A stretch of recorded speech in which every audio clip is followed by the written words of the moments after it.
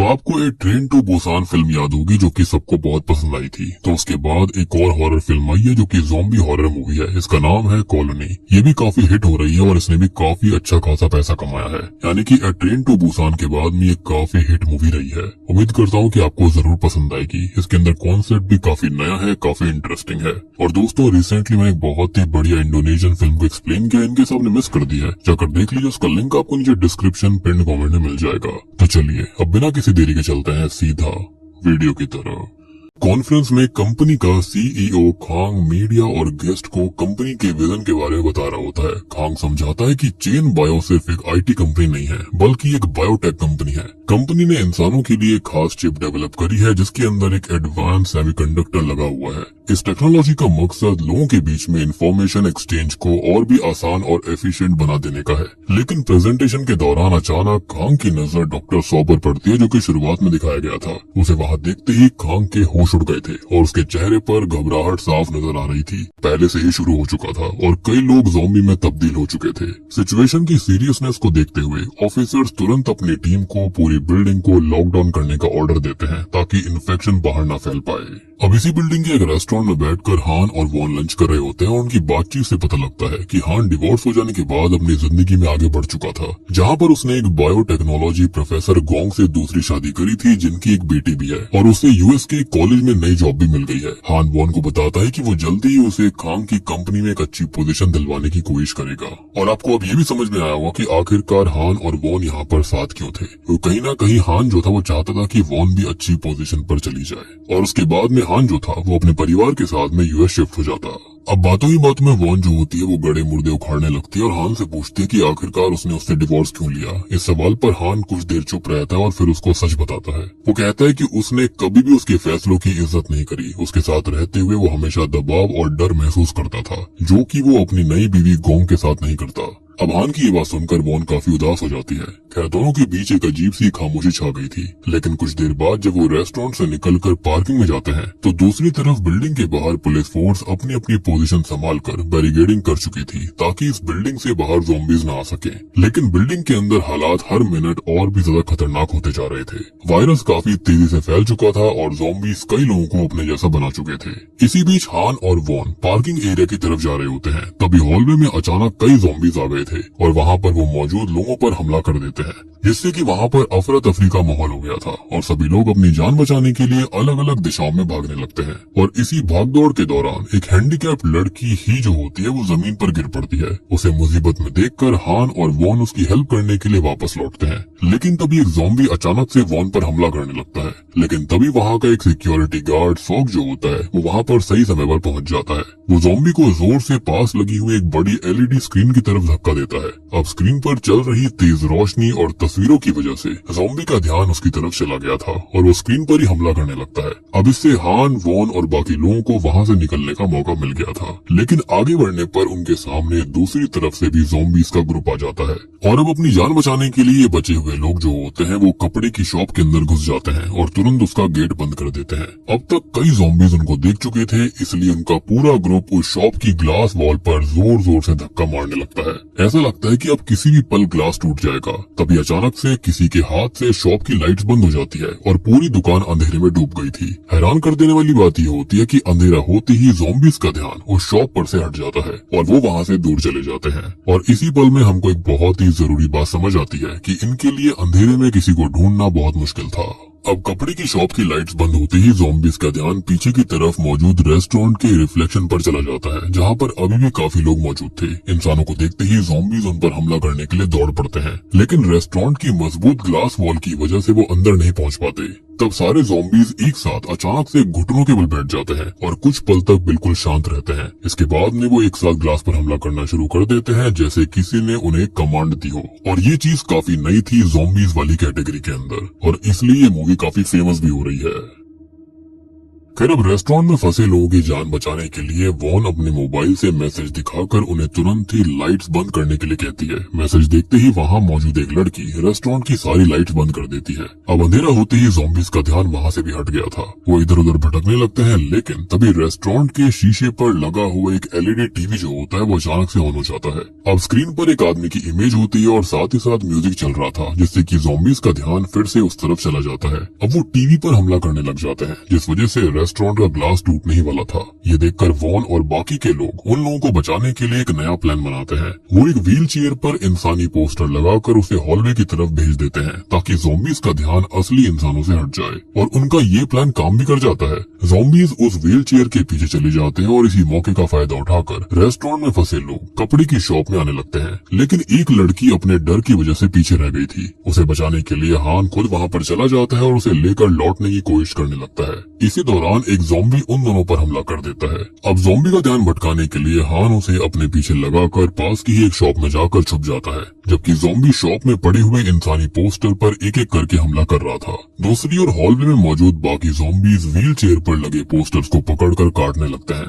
लेकिन कुछ ही देर के बाद में एक ज़ॉम्बी समझ जाता है कि उन्हें इंसानों ने धोखा दिया है, और जैसे ही उसको सच का पता चलता है फिर से वो घुटनों के बल खड़ा हो जाता है। फिर धीरे धीरे सारे ज़ॉम्बीज वही करने लगते हैं और हान के पास मौजूद ज़ॉम्बी भी अचानक रुककर घुटनों के बल खड़ा हो गया था। ये सब देखकर वॉन को सीईओ खांग की प्रेस कॉन्फ्रेंस वाली बात याद आती है। खांग ने बताया था कि उनका सेमीकंडक्टर एक्सपेरिमेंट जो है वो इंसानों को बिना बोले एक दूसरे के साथ इंफॉर्मेशन शेयर करने की कैपेबिलिटी देगा। तभी वॉन को समझ आ जाता है कि जब भी ज़ॉम्बीज ऐसे घुटनों के बल खड़े होते हैं या फिर इस तरह से बिहेव करते हैं, तब वो आपस में असल में बिना किसी फिजिकल कांटेक्ट के इंफॉर्मेशन एक्सचेंज कर रहे होते हैं। और इस बार भी वही हुआ था, यानी कि स्टार्टिंग में भी सेम चीज हो रही थी। और इसलिए मैंने बोला कि ये मूवी काफी डिफरेंट है नॉर्मल ज़ॉम्बी मूवी से। खैर कुछ ही पलों में सभी ज़ॉम्बीज को पता चल जाता है कि व्हील चेयर और पोस्टर सिर्फ नकली इंसान थे। अब हान के पास मौजूद ज़ॉम्बी भी ये बात समझ जाता है और फिर शॉप में हान को ढूंढने लगता है। अब जैसी उसकी नजर हान पर पड़ती है वो उस पर टूट पड़ता है और हान अपनी जान बचाने के लिए भागने लगता है।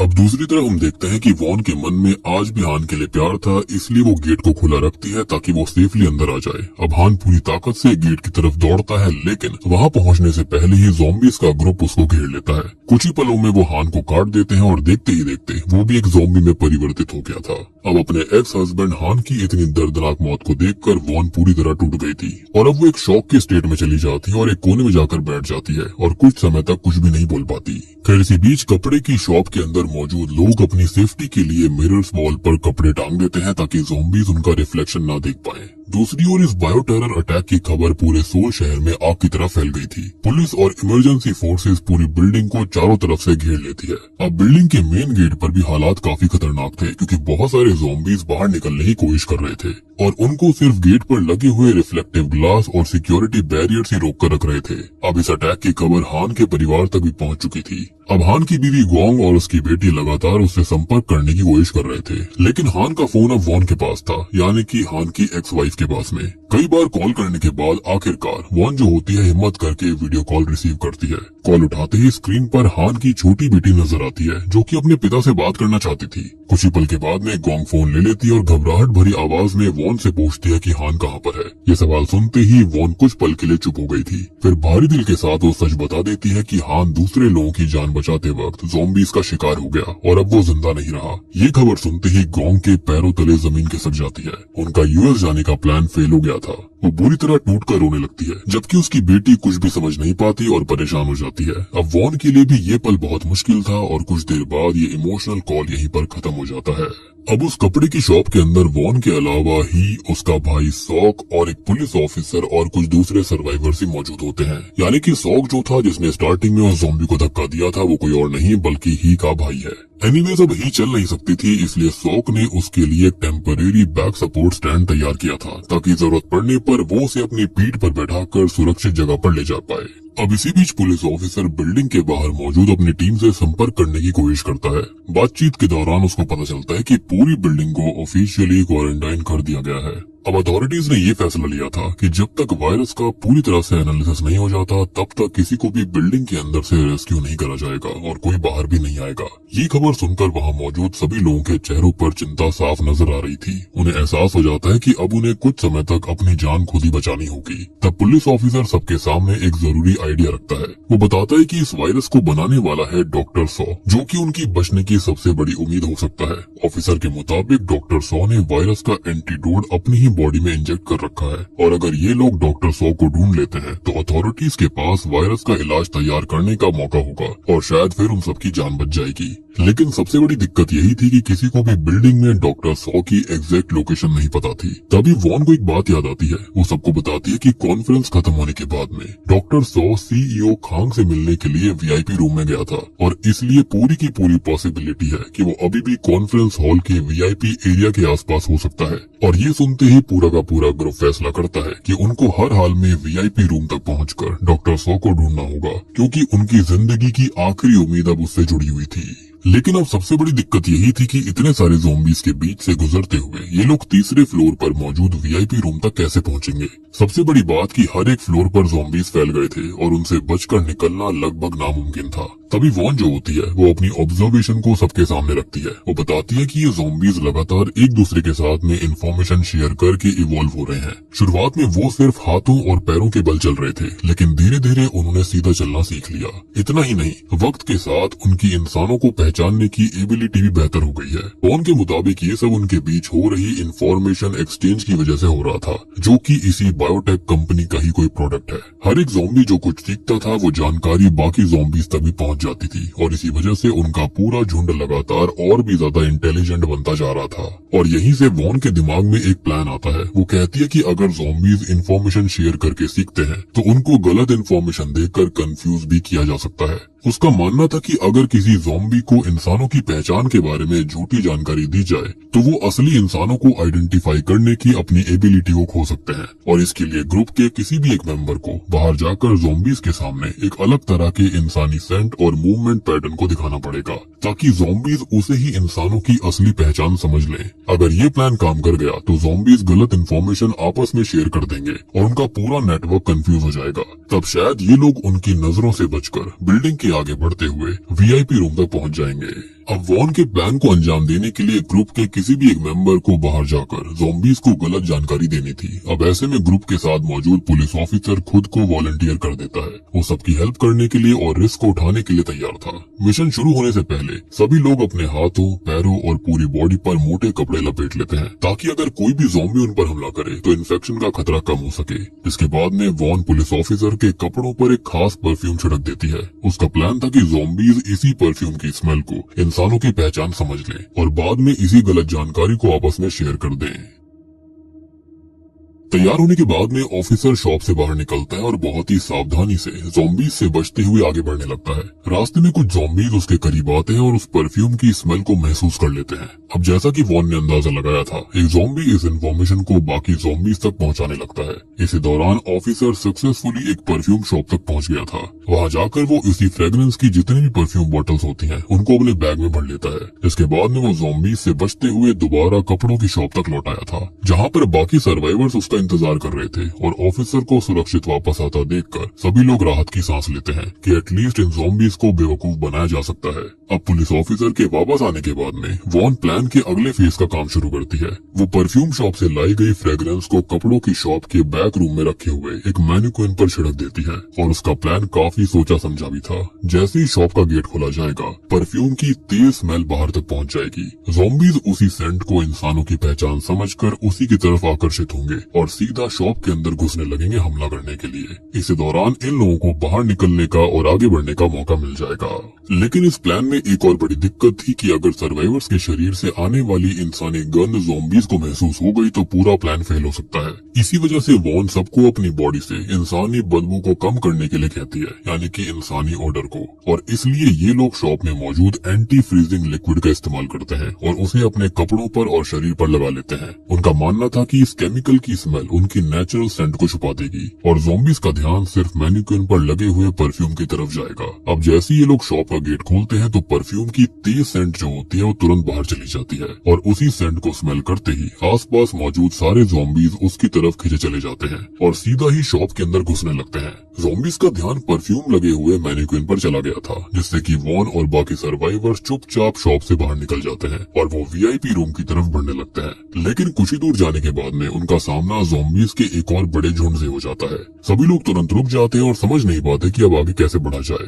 अब होता यह है कि तभी शॉप के अंदर मौजूद उन ज़ॉम्बीज में से एक को शक हो गया था कि इंसान फिर से कोई चाल चल रहे हैं और जैसे ही वो इस बात को समझता है वो बाकी ज़ॉम्बीज के साथ इंफॉर्मेशन एक्सचेंज करने की कोशिश करता है। अब इंफॉर्मेशन शेयर करने के लिए सारे ज़ॉम्बीज एक साथ रुककर ऊपर की तरफ देखते हैं। वॉन पहले ही समझ चुकी थी कि जब भी ज़ॉम्बीज इस तरह रिएक्ट करते हैं, फ्रीज हो जाते हैं, तो वो आपस में डेटा एक्सचेंज कर रहे होते हैं, यानी कि कुछ पल के लिए उनका ध्यान दूसरी चीजों से हट जाता है। तब वॉन और उसके साथी तेजी से उनके बीच से ही निकलकर आगे निकलने लगते हैं। लेकिन जैसे ही ये लोग ज़ॉम्बीज के उस झुंड को क्रॉस कर रहे होते हैं तभी अचानक एक ज़ॉम्बी एक लड़की के ऊपर गिर पड़ता है और वो उसके नीचे फंस जाती है और खुद को छुड़ा नहीं पाती। तब वॉन तुरंत एक आइडिया सोचती है। वो अपना लाइटर निकालकर उसकी फ्लेम को छत पर लगे हुए फायर सेंसर्स के करीब ले जाती है, जिससे कि सेंसर्स एक्टिवेट हो गए थे और पूरे फ्लोर पर इमरजेंसी स्प्रिंकलर सिस्टम एक्टिवेट हो जाता है, यानी कि पानी गिरने लगता है। चारों तरफ पानी की तेज बौछार होने लगी थी। लेकिन इस प्लान का एक नुकसान भी था। स्प्रिंकलर्स एक्टिव होते ही फ्रीज मोड में खड़े हुए सारे ज़ॉम्बीज दोबारा से एक्टिव हो गए थे।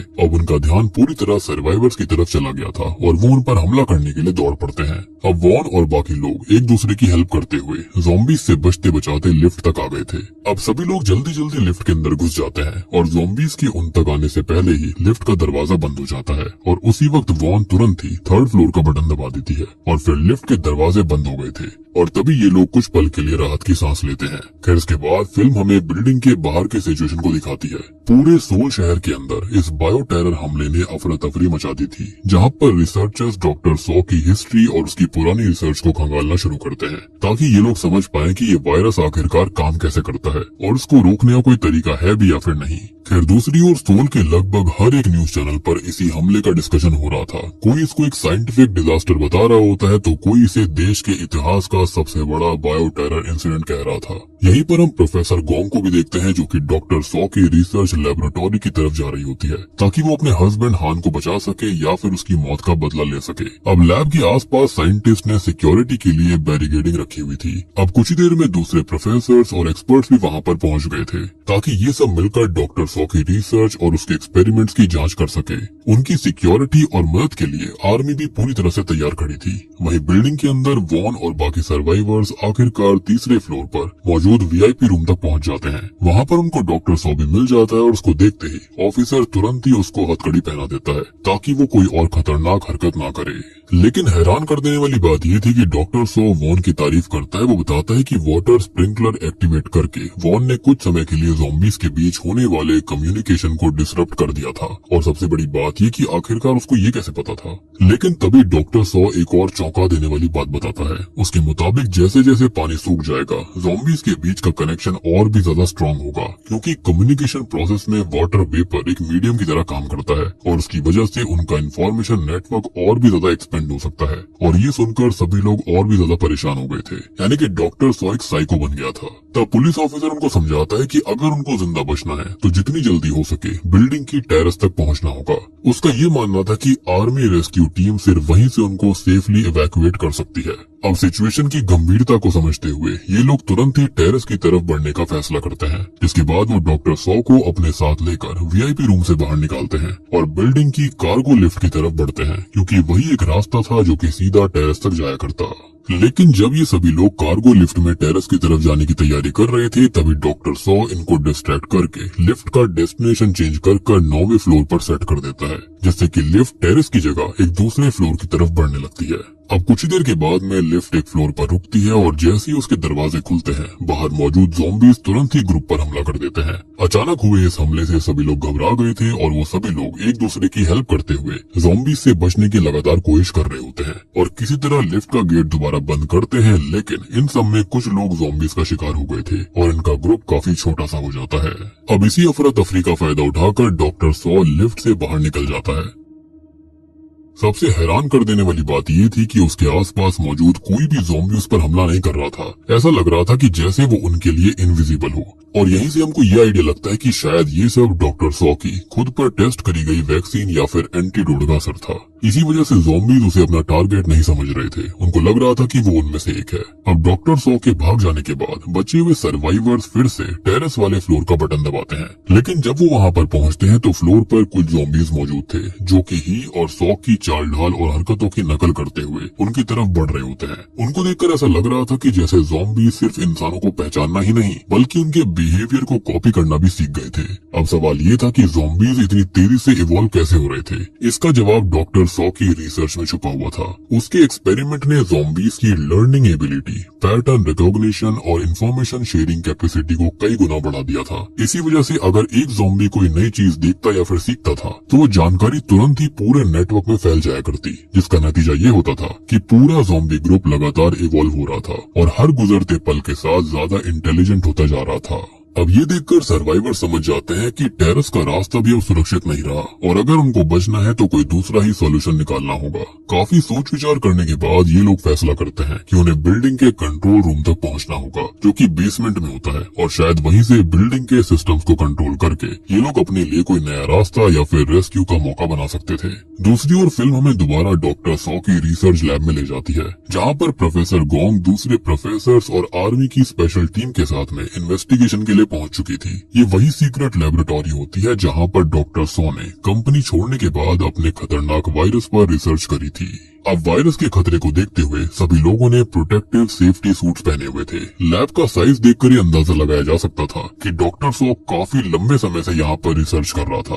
लैब के अंदर कई मिरर कैबिन्स बने हुए थे जहाँ पर उसने दर्जनों बंदरों पर एक्सपेरिमेंट्स करे थे। अब इन्वेस्टिगेशन के दौरान एक सोल्जर की नजर कैबिन नंबर 1 पर पड़ती है जो कि पहले से टूटा हुआ था, जिसका मतलब साफ था कि उस कैबिन का बंदर आजाद होकर कहीं लैब के अंदर घूम रहा था। अब सोल्जर जैसे ही अपनी टीम को इस बारे में वार्न करने की कोशिश करता है, अचानक वही बंदर उस पर हमला कर देता है। अब हमले के दौरान प्रोफेसर गोंग एक कैबिन से टकरा जाती है और उस झटके से बाकी कैबिन्स भी हिल गए थे। अब एक के बाद एक सारे के सारे इन्फेक्ट हुए बंदर एक्टिव हो जाते हैं और वो अपने कैबिन्स तोड़कर बाहर निकल आते हैं। कुछ ही पलों में पूरी लैब में अफरा तफरी मच गई थी और बंदरों ने आर्मी और प्रोफेसर पर हमला करना शुरू कर दिया था। इसी दौरान मंकी नंबर 1 सीधा प्रोफेसर गोंग की तरफ बढ़ने लगता है और उस पर हमला करने की कोशिश करता है, लेकिन गोंग उस पर किसी चीज से हमला कर देती है जिससे कि अचानक वो बीच में ही रुक गया था। उसकी सारी मूवमेंट्स एकदम फ्रीज हो जाती हैं और सबसे चौंका देने वाली बात ये थी कि सिर्फ वही बंदर नहीं बल्कि लैब में मौजूद सारे के सारे इन्फेक्टेड बंदर भी एक साथ बिल्कुल शांत हो गए थे और वो हिलना बंद कर चुके थे। आर्मी और प्रोफेसर्स को समझ नहीं आता कि आखिरकार ये क्या हुआ और तभी प्रोफेसर गोंग हमको सबसे ज्यादा समझदार दिखाई जाती है। उसकी नजर पास में लगे हुए एक बड़े चार्ट पर पड़ती है। उस चार्ट में सभी बंदरों की फोटो लगी हुई थी, लेकिन उनमें से मंकी नंबर 1 की फोटो सबसे बड़ी थी। ये देखकर गोंग को एक बहुत ही जरूरी बात समझ आती है। मंकी नंबर 1 सिर्फ एक ऑर्डिनरी टेस्ट सब्जेक्ट नहीं था बल्कि पूरे इन्फेक्टेड मंकी नेटवर्क का लीडर भी था। जी हाँ, शायद बाकी मंकीज उसी से जुड़े हुए थे और इसीलिए जब वो खत्म हुआ तो उसका पूरा असर ग्रुप पर पड़ा, जिससे कि बाकी सारे बंदर भी फ्रीज हो गए। बेसिकली अंदर से उनका नर्वस सिस्टम ही फ्रीज हो गया था और कहा जा सकता है कि वो खत्म ही हो गए थे। मतलब कि ऐसा मान लो कि दिमाग और स्पाइनल कॉर्ड जो होती है उसके बीच का कनेक्शन अगर तोड़ दिया जाए, बिल्कुल इस तरह से चीज हुई थी। अब दूसरी ओर बिल्डिंग के अंदर सर्वाइवर्स बेसमेंट तक जाते हैं जहाँ का नजारा बहुत ही खराब था। अब सॉक सबको कंट्रोल रूम की तरफ ले जाता है, लेकिन रास्ते में एक लेडी का पैर गलती से खाली कैन पर पड़ गया था, जिसकी आवाज से आसपास वाले ज़ॉम्बी अलर्ट हो जाते हैं। लेकिन सभी लोग तुरंत ही गाड़ियों के पीछे छुप जाते हैं और वहाँ पर बच जाते हैं। अब कंट्रोल रूम तक पहुँचने के बाद ये लोग सीसीटीवी कैमरा चेक करते हैं। कैमरा में डॉक्टर सॉ तीसरे फ्लोर पर था। वो सीधा ज़ॉम्बी बन चुके सीईओ खांग के पास जा रहा था। फिर वो जानबूझकर खांग के सामने खड़ा हो जाता है और उसे अपने ऊपर हमला करने देता है और अगले ही पल खांग जो होता है वो डॉक्टर सॉ को काट लेता है। अब ऐसा होते ही डॉक्टर सॉ जमीन पर गिर पड़ता है और तड़पने लगता है। लेकिन इससे भी ज्यादा हैरान कर देने वाली बात ये थी कि उसी वक्त बिल्डिंग में मौजूद सारे ज़ॉम्बीज भी अचानक फ्रीज हो जाते हैं और अपने सारी मूवमेंट्स को रोक देते हैं। ये देखकर सबको एहसास हो गया था कि डॉक्टर सॉ और ज़ॉम्बीज के बीच में कोई तो बहुत ही गहरा कनेक्शन था और शायद से उसकी हालत का सीधा असर पूरे ग्रुप पर पड़ रहा था, यानी कि पूरे नेटवर्क पर। सीसीटीवी फुटेज देखने के बाद वॉन को एक बहुत ही जरूरी बात समझ आती है। वो एहसास करती है कि डॉक्टर सॉ सिर्फ ज़ॉम्बीज का क्रिएटर नहीं है, बल्कि किसी न किसी तरह से उन सबसे जुड़ा हुआ है। और ऐसा लग रहा था कि वो ज़ॉम्बीज के साथ इंफॉर्मेशन शेयर करने के साथ साथ उनकी आंखों के जरिए आसपास की चीजें देख भी सकता था। और ये बात समझते ही ऑफिसर एक प्लान सबके सामने रखता है। वो कहता है कि जब तक सारे ज़ॉम्बीज फ्रीज मोड में हैं, तब तक उनके पास एक सुनहरा मौका है, जिसका फायदा उठाते हुए उन्हें तुरंत ही तीसरे फ्लोर पर जाकर डॉक्टर सॉ को अपने कब्जे में ले लेना चाहिए, क्योंकि वही उनकी वैक्सीन और बचने की उम्मीद था। अब प्लान के मुताबिक ही कंट्रोल रूम से सीसीटीवी के जरिए सबको सेफ रूट बताती रहती है और ग्रुप तीसरे फ्लोर की तरफ बढ़ता है। शुरू में सब ठीक था और वो बिना ज़ॉम्बीज को टच किए डॉक्टर सॉ तक पहुंच जाते हैं, लेकिन जैसे ही उसे ले जाने की कोशिश करते हैं तो डॉक्टर सॉ जोर जोर से चिल्लाने लगता है, जिससे कि फ्रीज हुए सारे ज़ॉम्बीज दोबारा एक्टिव होकर उनका पीछा करने लगते हैं। अब मजबूरन सभी डॉक्टर सॉ को बांधकर एक कैबिन में छुप जाते हैं, लेकिन कैबिन के अंदर भी डॉक्टर सॉ अपनी आंखों और सर्वाइवर्स की बातों के जरिए ज़ॉम्बीज को उनकी लोकेशन बता रहा था। जल्दी ज़ॉम्बीज कैबिन पर हमला करने लगते हैं, लेकिन तभी वॉन को आइडिया आता है और वो रिबन के जरिए डॉक्टर सॉ की आंखों को बांध देती है। अब जैसे ही उसकी आंखें बंद होती हैं, ज़ॉम्बीज का हमला धीरे धीरे रुक गया था, जिससे समझ आता है कि डॉक्टर सॉ की विजुअल कनेक्शन ज़ॉम्बीज के कम्युनिकेशन नेटवर्क का इम्पोर्टेंट हिस्सा थी। अब मौका देखकर ग्रुप कैबिन से निकलता है और ही की डायरेक्शन फॉलो करते हुए किचन तक पहुंच जाता है। वहां पर पुलिस ऑफिसर कहता है कि अब ही को वहीं छोड़कर सीधा टेरेस की तरफ बढ़ना चाहिए, क्योंकि बेसमेंट में वापस जाना बहुत खतरनाक था और सबसे पहले अपनी जान बचाना जरूरी है। लेकिन ही का भाई सॉक जो होता है वो इस बात से बिल्कुल सहमत नहीं होता और गुस्सा होने लगता है। अब गुस्से में सॉक पुलिस ऑफिसर से कहता है कि वो अपनी बहन ही को मरने के लिए नहीं छोड़ सकता और उसे बचाने के बाद ही वो टेरेस पर जाएगा। इस बात पर दोनों के बीच बहुत ही बहस होती है और झगड़ा हो जाता है। आखिर में सॉक अकेला ही निकल पड़ता है, लेकिन डॉक्टर सॉ उनकी बात सुन लेता है और वो समझ जाता है कि कंट्रोल रूम में अभी भी कोई लड़की ही मौजूद है और वो ये इन्फॉर्मेशन ज़ॉम्बीज तक पहुंचा देता है। अब रिसेप्शन एरिया का एक ज़ॉम्बी बिल्डिंग सिस्टम से कंट्रोल रूम की लोकेशन ढूंढकर बाकी ज़ॉम्बीज को बता देता है और कुछ ही देर में सारे ज़ॉम्बीज कंट्रोल रूम पर हमला करने लगते हैं। अब सीसीटीवी पर ये सारी चीजें देखकर ही पूरी तरह कांप गई थी। उधर किचन में वॉन को लगता है कि साथियों को छोड़कर भागना गलत होगा और वो पुलिस ऑफिसर की गन छीनकर सबको रोक देती है और कहती है कि सॉक और ही के लौटने तक कोई नहीं जाएगा। लेकिन बाकी सर्वाइवर जान के खतरे की वजह से उसे गन छीन लेते हैं और उसे टेरेस की तरफ चलने पर मजबूर करते हैं और ग्रुप की सेफ्टी को देखते हुए वॉन उनके साथ टेरेस की तरफ बढ़ने लगती है। इसी बीच सॉक ही को कॉल करता है और वो सीसीटीवी की मदद से उसे रास्ता बताती है। लेकिन कुछ देर बाद सॉक एक ऐसी लिफ्ट तक पहुंच जाता है जिसमें सिर्फ टेरेस का बटन था, यानी कि शायद से वही कार्गो वाली लिफ्ट होती है वो। तब उसे समझ आता है कि ही ने जानबूझकर उसे गलत रास्ता दिखाया ताकि वो अपनी जान बचा सके। अब फोन पर ही अपने भाई को समझाती है कि वो उसे छोड़कर टेरेस पर पहुंच जाए, क्योंकि इतने सारे ज़ॉम्बीज के बीच से उसको बचाना नामुमकिन था। दोनों काफी इमोशनल हो जाते हैं, लेकिन सॉक उसे छोड़ने को तैयार नहीं था। तभी कंट्रोल रूम के बाहर ज़ॉम्बीज ग्लास वॉल पर हमला करते हैं। ग्लास टूट जाता है और ज़ॉम्बीज अंदर घुस आए थे। फोन पर सब कुछ सुनते हुए भी सॉक कुछ नहीं कर पाता और कुछ ही पलों में ही भी ज़ॉम्बीज का शिकार होकर इन्फेक्टेड हो जाती है। अब लिफ्ट के अंदर खड़ा हुआ सॉक जो होता है वो अपनी बहन की चिल्लाने की आवाज सुनता रहता है और उसको बचाने में नाकामयाब रहने का दर्द लेकर पूरी तरह टूट जाता है। अब दूसरी तरफ जब वॉन और बाकी सर्वाइवर्स टेरेस की तरफ बढ़ रहे होते हैं तो यहाँ पर शातिर डॉक्टर सॉ फिर से जोर जोर से चीखने लगता है। इसी दौरान सबको सॉक का मैसेज मिलता है। गुस्से और दुख में सॉक लिखता है कि सबने मिलकर उसकी बहन ही को खत्म करने के लिए छोड़ दिया और इसलिए अब वो सबसे बदला लेगा। उसके पास जो वैक्सीन या फिर एंटीडोट है वो उसे खत्म कर देगा और उनमें से कोई भी अब इस बिल्डिंग से जिंदा बाहर नहीं निकलेगा। अब प्रोफेसर गोंग की इमरजेंसी मीटिंग में खुलासा होता है कि जैसे पहले इन्फेक्टेड मंकी को खत्म करने पर बाकी इन्फेक्टेड मंकी फ्रीज हो गए थे, वैसे ही हर एक इन्फेक्टेड नेटवर्क का एक प्राइमरी होस्ट होगा और अगर उस फर्स्ट इन्फेक्टेड को खत्म कर दिया जाए तो बाकी ज़ॉम्बीज अपनी कोऑर्डिनेशन और स्पेशल एबिलिटीज खो सकते हैं। लेकिन वो ये भी बताती है कि इसमें खतरा भी है कि इन्फेक्टेड लोग जो होंगे उसके बाद कभी नॉर्मल इंसान नहीं बन सकेंगे, क्योंकि उनका नर्वस सिस्टम परमानेंटली डैमेज हो चुका होगा। इसके बाद ऑफिशियल सीसीटीवी कैमरा फुटेज और इन्फेक्शन टाइमलाइन चेक करके पहले इन्फेक्टेड को ढूंढने लगते हैं, जबकि हमको पता है कि आउटब्रेक का असली सोर्स सीईओ खांग था, जिसको सबसे पहले डॉक्टर सॉ ने वो इन्फेक्टेड सिरिंज लगाई थी। दूसरी ओर ही के खत्म होने के बाद में सॉ गुस्से और दर्द में ज़ॉम्बीज को बड़े चाकू से मारता हुआ एक छोटे कंट्रोल रूम तक पहुंच जाता है और सीसीटीवी एक्सेस करके सर्वाइवर्स को ढूंढने लगता है। अब दूसरी ओर वॉन, पुलिस ऑफिसर्स और बाकी सर्वाइवर्स डॉक्टर सॉ को लेकर एक और जगह पहुंचते हैं, लेकिन स्पीकर्स की आवाज से डॉक्टर सॉ उनकी लोकेशन समझकर ज़ॉम्बीज को बता देता है।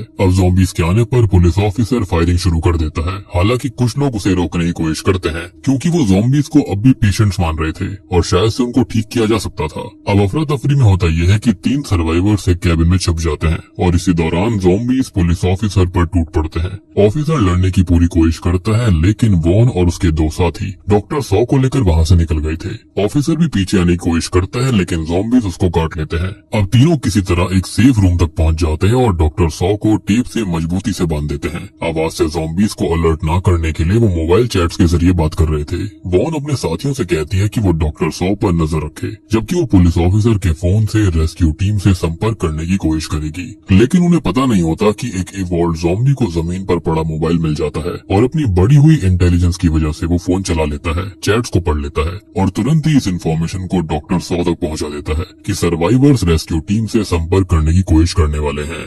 अब जैसे ही डॉक्टर सॉ को सर्वाइवर्स की सीक्रेट प्लानिंग का पता चलता है तो वो खतरनाक मुस्कान के साथ हंसने लगता है। उधर वॉन पुलिस ऑफिसर का फोन ढूंढकर कमिश्नर से कांटेक्ट करती है और बताती है कि डॉक्टर सॉ 32वें फ्लोर के वेयर हाउस में है। कमिश्नर तुरंत ही रेस्क्यू मिशन शुरू करता है, जिसमें की एक टीम डॉक्टर सॉ को जिंदा पकड़ने के लिए और दूसरी team first infected host CEO खांग को खत्म करने निकल पड़ती है। लेकिन वॉन की बात एक इवॉल्व ज़ॉम्बी सुन लेता है और वेयर हाउस की लोकेशन पूरे ज़ॉम्बी नेटवर्क को बता देता है। वेयर हाउस में सिर्फ 2 लेडी सर्वाइवर्स और डॉक्टर सॉ थे। तभी बाहर से दस्तक होती है और ज़ॉम्बीज इंसानों की आवाज की नकल करके खुद को रेस्क्यू टीम बताते हैं। दोनों लेडीज उनकी बात मानकर गेट खोल देती हैं, लेकिन ये उनकी सबसे बड़ी गलती थी क्योंकि बाहर इवॉल्व ज़ॉम्बीज थे। वो अंदर घुसकर दोनों पर हमला कर देते हैं और इसी अफरा तफरी में डॉक्टर सॉ को भी आजाद कर देते हैं, जिससे कि उसके चेहरे पर एक बहुत ही खुशी भरी मुस्कान आ जाती है। अब उधर रेस्क्यू टीम टेरेस पर उतरती है।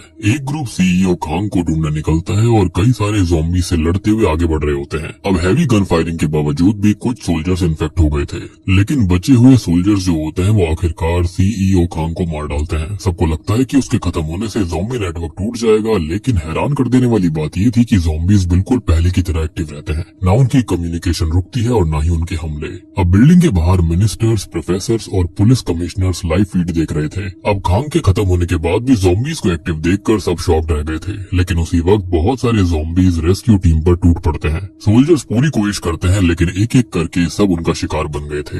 आखिरकार सारे के सारे कैमरा टूट जाते हैं, स्क्रीन भी ब्लैंक हो जाती है और लाइव ट्रांसमिशन बंद हो जाता है, जिससे बाहर बैठे ऑफिशियल समझ जाते हैं कि पूरा रेस्क्यू ऑपरेशन बुरी तरह फेल हो चुका है। और जैसा वो सोच रहे थे, सीईओ खांग जो था वो यहाँ पर मेन व्यक्ति नहीं था, यानी कि वो लीडर नहीं था। अब वॉन जब वेयर हाउस की तरफ लौट रही होती है तो वो देखती है कि डॉक्टर सॉ अब आजाद था और ज़ॉम्बीज के एक बड़े ग्रुप के साथ आराम से चल रहा था। इससे उसको समझ आ जाता है कि वेयर हाउस के बाकी सर्वाइवर शायद खत्म हो गए हैं। तभी सॉक वहाँ पहुंचकर बड़े चाकू से ज़ॉम्बीज पर टूट पड़ता है। लड़ाई के दौरान ज़ॉम्बीज का खून और व्हाइट लिक्विड यानी कि सफेद पदार्थ जो होता है वो उसके शरीर पर लग गया था, जिससे कि कुछ पल के लिए ज़ॉम्बीज उसे पहचान नहीं पाते और सॉक इसका फायदा उठाकर कई सारे ज़ॉम्बीज को मार डालता है। ये देखकर डॉक्टर सॉ ज़ॉम्बीज को दोबारा कंट्रोल करके सॉक पर हमला करवा देता है, यानी कि अब वो उन सबको कंट्रोल कर रहा था। हमले के दौरान सॉक का चाकू गिर पड़ता है और वो वहीं पर गिर गया था। इसी वक्त वॉन हिम्मत दिखाते हुए डॉक्टर सॉ की गर्दन पर वायर लपेटकर उसको एक मेटल रैक से बांध देती है, लेकिन डॉक्टर सॉ ज़ॉम्बीज को बुला लेता है और वो वायर काट कर उसको छुड़वा लेते हैं। उधर सॉक अपना चाकू वापस लेकर ज़ॉम्बीज को मार डालता है। उसने मौके का फायदा उठाया था और डॉक्टर सॉ को खत्म करने के लिए उसके सामने आ जाता है, लेकिन वॉन उसको रोककर समझाती है कि डॉक्टर सॉ ही वायरस के बारे में सबसे ज्यादा जानकारी रखता है और उसको खत्म करने के साथ क्योर की आखिरी उम्मीद भी खत्म हो जाएगी।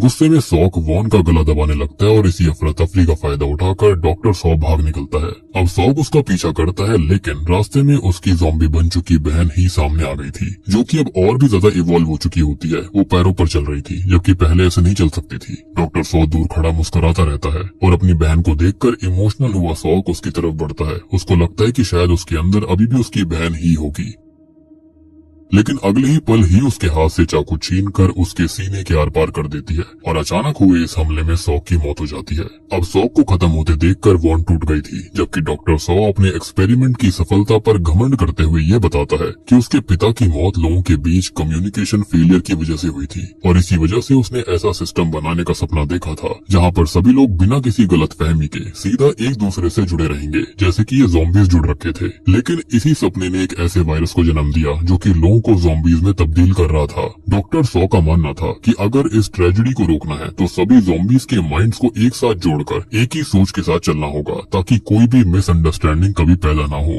अब जब डॉक्टर सॉ अपनी फिलॉसफी समझा रहा होता है, तब रेस्क्यू टीम की दूसरी यूनिट वहाँ पहुंचकर ज़ॉम्बीज को मारती हुई उस तक पहुंच जाती है और उसे जिंदा कस्टडी में लेकर बाहर निकलने लगती है। इसी बीच ज़ॉम्बीज वॉन पर हमला कर देते हैं और वो बचकर वापस वेयर हाउस में पहुंच जाती है। लेकिन रेस्क्यू टीम का पूरा ध्यान डॉक्टर सॉ को बचाने पर होता है और इसलिए वॉन को बिल्डिंग के अंदर अकेला छोड़ दिया जाता है। अब लाइव फुटेज को देखकर प्रोफेसर गोंग गुस्से में आ जाती है और ऑफिशियल से ये कहती है कि वॉन को भी बचाया जाना चाहिए। लेकिन सबका फोकस खाली डॉक्टर सॉ पर होता है। उसे चुप करा दिया जाता है और वो निराश होकर वहाँ से चली जाती है। उधर वेयर हाउस में अकेली बैठी वॉन को गोंग का फोन आता है और गोंग मंकी एक्सपेरिमेंट की बात बताती है कि मंकी नंबर 1 को खत्म करने पर बाकी सारे इन्फेक्टेड मंकीज भी इनएक्टिव हो गए थे, लेकिन सीईओ खांग की मौत के बाद भी ज़ॉम्बीज पर कोई असर नहीं हुआ। यहीं पर वॉन को एक बड़ा सच समझ आता है। मंकी नंबर 1 पहला इन्फेक्टेड नहीं था, बल्कि पूरे नेटवर्क का लीडर था। और इसी लॉजिक से उसको एहसास होता है कि बेशक से सीईओ खांग जो था वो सबके सामने दिखने वाला पहला इन्फेक्टेड जरूर था, लेकिन नेटवर्क का असली कंट्रोलर डॉक्टर सॉ खुद है। जी हाँ, और यहाँ पर जब उसने कहा था ना कि उसके अंदर इसका एंटीडोट है, तो वो एंटीडोट नहीं था, बल्कि उसने अपनी बॉडी को बायोलॉजिकल इस तरह सेट करवा लिया था कि सीईओ खांग के काटने के बाद में जो पूरा ज़ॉम्बी नेटवर्क था, वो सारी की सारी इन्फॉर्मेशन उसके अंदर चली गई। यानी कि अब वो नया लीडर बन चुका था और वो था इस पूरे ग्रुप का असली लीडर। यानी कि जिस इंसान को सभी वैक्सीन और क्योर समझ रहे थे, वही पूरे ज़ॉम्बी नेटवर्क का सेंट्रल नोड था। यानी कि इसका कोई भी एंटीडोट था ही नहीं। और अगर डॉक्टर सॉ को खत्म कर दिया जाए तो शायद से ज़ॉम्बीज का कम्युनिकेशन और आउटब्रेक भी रुक जाएगा। अब प्रोफेसर गोंग तुरंत ही हेडक्वार्टर्स पहुंचकर ऑफिशियल्स को वार्न करती है कि डॉक्टर सॉ ही असली कंट्रोलर है और उसे एलिमिनेट करना जरूरी है। लेकिन ऑफिशियल्स उसकी बात नहीं मानते, क्योंकि उनके लिए डॉक्टर सॉ एक कीमती एसेट और पॉसिबल वैक्सीन सोर्स था, जबकि ऐसा बिल्कुल नहीं है। इसी तरह से गोंग की वार्निंग नजरअंदाज कर दी जाती है, जबकि गोंग और वॉन दोनों समझ चुके थे कि वक्त बहुत कम है उन दोनों के पास में। उधर रेस्क्यू टीम डॉक्टर सॉ को लेकर टेरेस की तरफ बढ़ रही थी। बाहर से सब कुछ सक्सेसफुल नजर आ रहा होता है, लेकिन डॉक्टर सॉ अभी भी ज़ॉम्बी नेटवर्क को कंट्रोल कर रहा था। सब कुछ उसके प्लान के मुताबिक था। अब वो एक सिग्नल भेजता है जिससे कि कुछ ही देर में पहले रेस्क्यू ऑपरेशन में मारे गए सोल्जर्स और इवॉल्व ज़ॉम्बी बहुत ही खतरनाक बन चुके थे। अपने वेपन्स के साथ वो वहाँ पर पहुंच जाते हैं और उसके पास में एक छोटी सी ज़ॉम्बी आर्मी थी जो कि ट्रेन सोल्जर्स थे। ये ज़ॉम्बी सोल्जर अचानक से रेस्क्यू टीम पर हमला कर देते हैं और कई सोल्जर्स तुरंत खत्म हो जाते हैं और बाकी सारे इन्फेक्ट हो गए थे। कुछ ही पलों में पूरी रेस्क्यू टीम तबाह हो जाती है। अब डॉक्टर सॉ के पास सिर्फ आम ज़ॉम्बीज नहीं बल्कि ट्रेन्ड ज़ॉम्बी सोल्जर्स की एक छोटी आर्मी बन गई थी। वो उनके साथ अब रस्सी की मदद से पास वाली बिल्डिंग के पार्किंग एरिया तक पहुंचता है, जहां पर एक आर्मी व्हीकल खड़ा हुआ था। ज़ॉम्बी सोल्जर्स उसमें बैठकर डॉक्टर सॉ को लेकर क्वारंटाइन बिल्डिंग के नीचे पहुंचते हैं, जहां पर लोग अपने परिवार वालों की खबर का इंतजार कर रहे थे। सबको लगता है कि रेस्क्यू टीम आ गई, लेकिन जैसे ही व्हीकल के दरवाजे खुलते हैं तो इन्फेक्टेड सोल्जर्स और ज़ॉम्बीज बाहर निकलकर लोगों पर हमला कर देते हैं। कुछ ही पलों में अफरा तफरी मच गई थी और आउटब्रेक बिल्डिंग से निकलकर पूरे सोल शहर में फैलना शुरू हो जाता है। यानी कि डॉक्टर सॉ पगला गया था। उधर वॉन हार नहीं मानती। वो मैनिक्विन्स और सामान की मदद से ज़ॉम्बीज के लिए ट्रैप बनाकर कुछ देर के लिए उनको उलझा देती है और भाग निकलती है। लेकिन इंटेलिजेंट ज़ॉम्बीज जल्दी ही समझ जाते हैं और उसका पीछा करते हैं। अब चिपते वक्त वॉन को याद आता है कि सॉक पर ज़ॉम्बी ब्लड लगने के बाद ज़ॉम्बीज उसको पहचान नहीं पाए थे। वो तुरंत ही खून से भरा हुआ कपड़ा अपने ऊपर लपेट लेती है और ज़ॉम्बीज उसे अपना ही हिस्सा समझकर नजरअंदाज कर देते हैं। इस ट्रिक से वॉन बिल्डिंग से बाहर निकलने में कामयाब हो गई थी। अब बाहर का मंजर देखकर वो शॉक में आ जाती है। डॉक्टर सॉ क्वारंटीन बैरिकेड हटवा चुका था और ज़ॉम्बीज अब खुलेआम सड़कों पर फैल गए थे। हर तरफ भगदड़, हादसे और चीख पुकार मच रही होती है। अब वॉन समझ गई थी कि अगर डॉक्टर सॉ को जल्दी नहीं रोका गया तो तबाही पूरे देश तक नहीं बल्कि पूरी दुनिया तक पहुंच जाएगी। अब तभी एंटी टेररिस्ट हेडक्वार्टर्स में भी इमरजेंसी इवैक्यूएशन शुरू हो जाता है। इसी बीच वॉन प्रोफेसर गोंग को कॉल करके डॉक्टर सॉ की लोकेशन ट्रैक करने के लिए कहती है। अब प्रोफेसर गोंग जो होती है वो सिटी के सीसीटीवी चेक कर एक पब्लिक स्क्वायर में डॉक्टर सॉ को देख लेती है और तुरंत ही लोकेशन वॉन को बता देती है। वॉन कार लेकर वहाँ निकल पड़ती है और रास्ते भर सोल की बर्बादी देखती रहती है, जहाँ पर हर मिनट और हर पल लोग ज़ॉम्बीज में बदलते जा रहे थे और ये मंजर बहुत ही खतरनाक था। अब टाउन स्क्वायर के पास पहुंचकर वॉन डॉक्टर सॉ को देखते ही उस पर कार चढ़ाकर उसको खत्म करने की कोशिश करती है, लेकिन आखिरी पल में डॉक्टर सॉ बच जाता है और वो तुरंत ही ज़ॉम्बीज को सिग्नल भेजकर वॉन की कार पर हमला करवा देता है। लेकिन वॉन पहले ही कार से बाहर कूद गई थी, क्योंकि उसके शरीर पर अब भी ज़ॉम्बी ब्लड से भरा कपड़ा होता है और इसलिए ज़ॉम्बीज उसको पहचान नहीं पाते और उस पर हमला नहीं करते।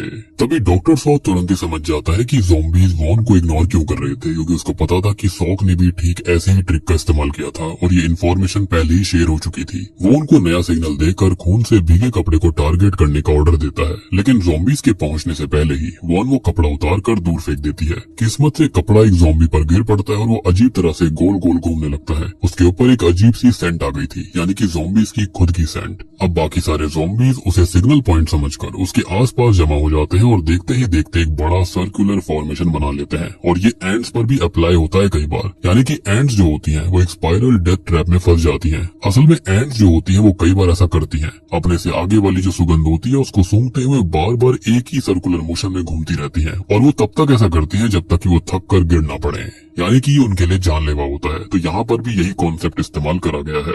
अब ये देखकर वॉन को डॉक्टर सॉ की बात याद आती है कि अगर सभी ज़ॉम्बीज एक ही इंफॉर्मेशन और एक ही डायरेक्शन को फॉलो करें तो उनका पूरा नेटवर्क एक ही पैटर्न में काम करेगा। अब हजारों ज़ॉम्बीज एक ही सिग्नल पर रिएक्ट कर रहे थे और वॉन को एहसास होता है कि शायद इसी कलेक्टिव बिहेवियर का इस्तेमाल करके डॉक्टर सॉ को हराया जा सकता है, यानी कि हाइव माइंड को तोड़ा जा सकता है। तभी डॉक्टर सॉ उस ज़ॉम्बी के पास पहुंचता है जिसके ऊपर ब्लड सोक्ड कपड़ा पड़ा हुआ था। जैसे ही वो कपड़ा हटाता है एक अजीब सी चीज होती है, आसपास के सारे ज़ॉम्बीज जमीन पर गिरकर दोबारा घुटनों के बल चलने लगते हैं, बिल्कुल आउटब्रेक के शुरुआती टाइम जैसा, और उनकी सारी एवोल्यूशन और एडवांस्ड एबिलिटीज एक पल में रीसेट हो गई थी। ये बहुत ही सिंपल सी बात है, ये एक ऐसा ट्रिगर पॉइंट था जिसके चलते सारे के सारे ज़ॉम्बीज कंफ्यूज्ड हो गए और बिल्कुल पहले की तरह रीसेट हो गए, यानी कि उनके पास अब कोई भी इन्फॉर्मेशन नहीं थी। ये भी कहा जा सकता है कि वो रीस्टार्ट हो गए थे, लेकिन उनकी जो हार्ड डिस्क थी उसके अंदर सारा इन्फॉर्मेशन खत्म हो चुका था, बेसिकली वाइप आउट हो गया था। अब इससे वॉन के दिमाग में एक नया आइडिया जन्म लेता है। उसकी नजर एक बस पर लगे हुए बड़े इंसानी पोस्टर पर पड़ती है और वो किसी तरह ज़ॉम्बीज का ध्यान उस पोस्टर की तरफ खींच देती है, जैसा कि शुरुआत में भी करा गया था। अब इंसानी इमेज को देखते ही सारे ज़ॉम्बीज उसकी तरफ आकर्षित होने लगते हैं। इसी अफरा तफरी में डॉक्टर सॉ ज़ॉम्बीज के बीच फंसकर एक जलती हुई कार के पास पहुंच जाता है। कुछ ही पलों में आग उसके कपड़ों को पकड़ लेती है और वो दर्द से तड़पने लगता है। सबसे हैरान कर देने वाली बात ये होती है कि डॉक्टर सॉ की हालत का असर पूरे ज़ॉम्बी नेटवर्क पर दिखने लगता है। जैसे जैसे वो तड़पता है वैसे वैसे पूरे शहर के ज़ॉम्बीज भी बेचैन होकर तड़पने लगते हैं, और इससे फिर साबित हो जाता है कि डॉक्टर सॉ ही पूरे नेटवर्क का सेंट्रल लीडर था, कंट्रोलर था, जैसे कि मंकी नंबर 1 था। अब जलते हुए भी डॉक्टर सॉ वॉन की तरफ बढ़ने की कोशिश करता है और आखिरी सांस तक हार नहीं मानता, लेकिन इस बार वॉन पीछे नहीं हटती।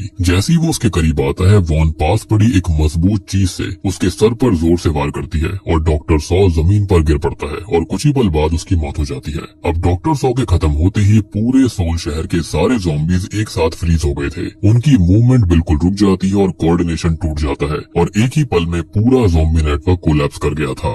दूसरी ओर प्रोफेसर गोंग सीसीटीवी कैमरा के जरिए पूरे शहर के हालात को मॉनिटर कर रही थी और स्क्रीन पर वो देखती है कि हर जगह ज़ॉम्बीज फ्रीज हो गए थे। ये देखकर उसको समझ आता है कि वॉन की थियरी सही थी और डॉक्टर सॉ की मौत ने पूरे नेटवर्क को बंद कर दिया। कुछ देर के बाद में वॉन गोंग को कॉल करती है और शहर की बाकी सिचुएशन के बारे में पूछती है।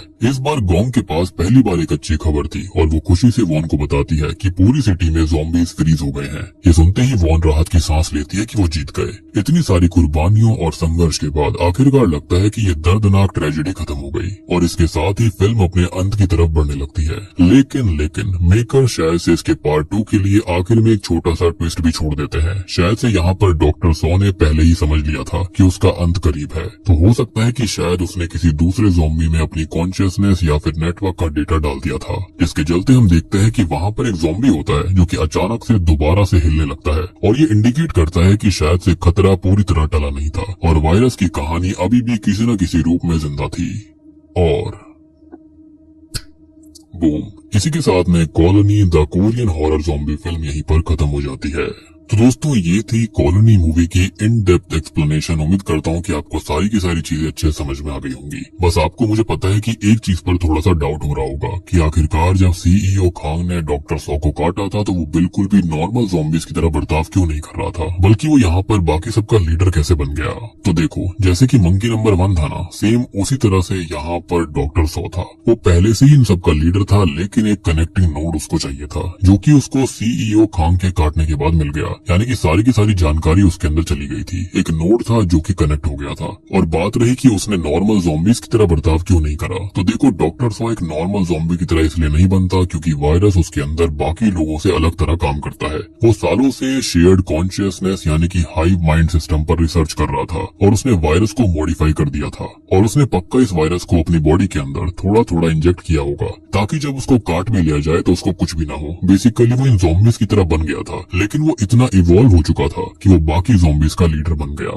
जब सीईओ खांग ने उसको काटा तब डॉक्टर सो को कोई नया इन्फेक्शन नहीं मिला, बल्कि उस बाइट ने उसका कनेक्शन पूरी तरह से हाइव माइंड से जोड़ दिया था, यानी कि हाइव नेटवर्क से, क्योंकि उसका दिमाग अपनी हायर कॉग्निटिव फंक्शंस को मेंटेन कर पाया। वो मंकी नंबर 1 या फिर सेंट्रल नोड बन गया था, जो बाकी इन्फेक्टेड लोगों से कॉन्शियसली कम्युनिकेट कर सकता था और उनको कंट्रोल भी कर सकता था। मूवी के अंत में जब डॉक्टर सो खत्म होता है तो पूरा हाइव सिस्टम कोलैप्स हो गया था, जो कि ये साबित करता है कि वो एक नॉर्मल ज़ॉम्बी नहीं बल्कि पूरी कॉलोनी का लीडर बन गया था। और मूवी जो है वो शुरुआत में जानबूझकर ऑडियंस को कंफ्यूज कर रही होती है और ऐसा दिखाती है कि शायद से सीईओ खांग ही पेशेंट जीरो है। असल में खांग सिर्फ पहला इन्फेक्टेड इंसान था जिसको सबने ही ट्रांसफॉर्म होते देखा, और वो एक टिपिकल एग्रेसिव ज़ॉम्बी की तरह बर्ताव करता था। लेकिन डॉक्टर सो ने वायरस को खुद इंजीनियर किया था और अपने आप को पहले से ही बायोलॉजिकली प्रिपेयर करके रखा हुआ था, और इसलिए सीईओ खांग के काटने के बाद भी वो शांत रहा, नॉर्मल तरह से बात करता रहा और उसकी इंटेलिजेंस भी बरकरार रही। दूसरे शब्दों में खांग वो पहला कैरियर था जिसे सबने देखा, लेकिन डॉक्टर सो ही पूरी कॉलोनी का असली दिमाग था।